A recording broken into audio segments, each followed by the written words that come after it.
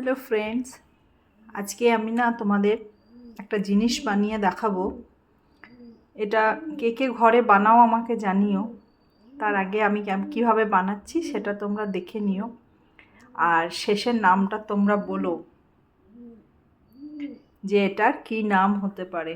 এর মধ্যে সাবুদানা, আলু, কাঁচা লঙ্কা আর ওই রোস্টেড বাদাম। যেহেতু এটা উপোসের জন্য হচ্ছে, তাই আমি আর বেশি কিছু এর মধ্যে দেব না, শুধু নুন দেব। দেখো আমার সব একসাথে মাখা হয়ে গেছে। এবারে আমি কি করে বানাবো সেটা তোমাদের দেখাবো। এ দেখো ওইদিকে তেল গরম করতে দেওয়া হয়ে গেছে, আর আমি এগুলো এরমভাবে গোল গোল বানিয়ে এবার তেলের মধ্যে দিয়ে ভেজে নেব।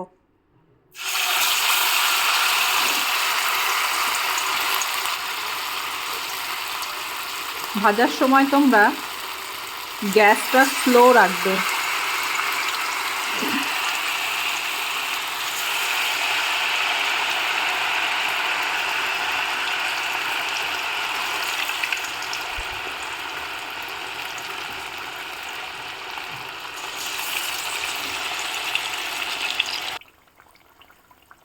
দেখো আমার বড়া তৈরি হয়ে গেছে, সাবুদানা বড়া। এটাকে এখানে সাবুদানা বড়া বলে। তো কেমন হয়েছে তোমরা জানাবে, আর যদি তোমরা চাও তো তোমরাও ঘরে এটা ট্রাই করতে পারো। Thank you.